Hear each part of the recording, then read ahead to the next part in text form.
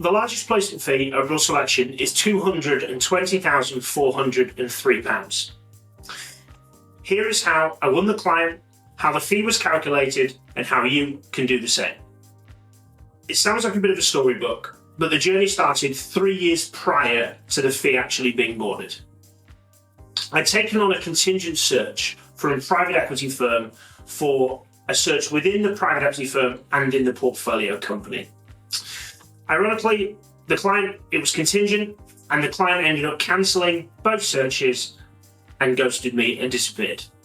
What I did was I added them to our warm contact process. Our warm contact process means that we reach out to them every single month. What we try and avoid is just the simple phone call, voicemail. We try and do things a little bit different. We might reach out to them and share a salary report that we've recently completed.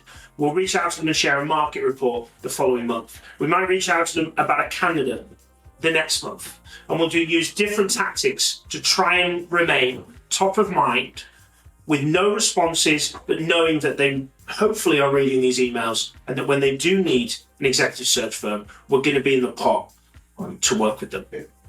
It took me 3 years to win this client. This client spends with us on average anywhere between 200 to 400,000 per year now. Consistent outreach. They blocked our emails coming from our server, so we just had phone calls. Every phone call pretty much went to voicemail, so I kept messaging. I then tagged them into stuff on LinkedIn, and I'd use different ways to try and communicate with them, so I kept in touch with this particular firm. Then one day, I had a phone call from the new managing partner of the firm, who's taken over that role from the founder, who reached out and said, "Hey, you've been bothering us for a while. We've got some issues. Can you help?" Just shows that persistent and continuous outreach pays off. How the fee was calculated.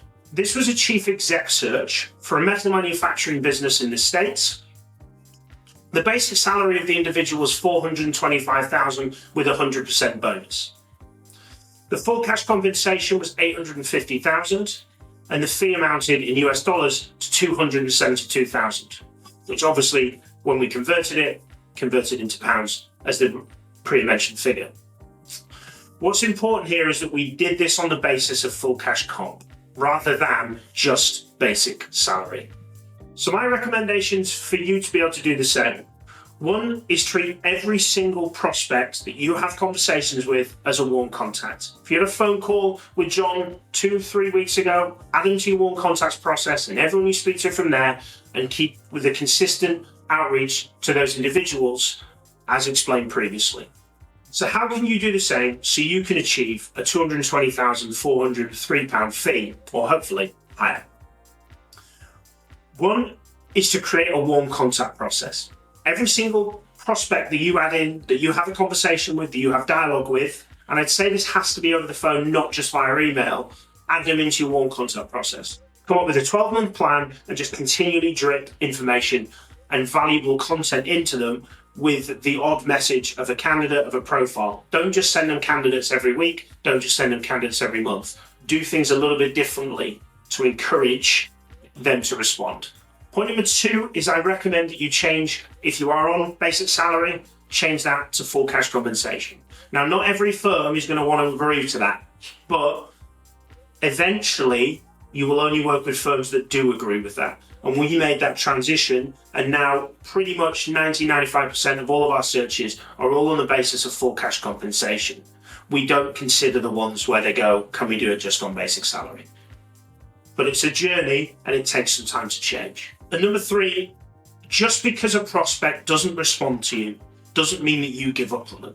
It just means they've got different priorities right now, that they've got other things they're looking at. Their inbox is full of things, of recruiters approaching them, of other people trying to sell software and everything else that's going on in their business.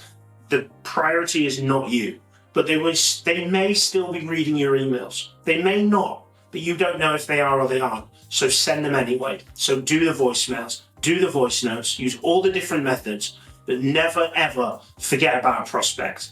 The only time that you let a prospect leave your funnel of warm contacts is if they unsubscribe or if they die.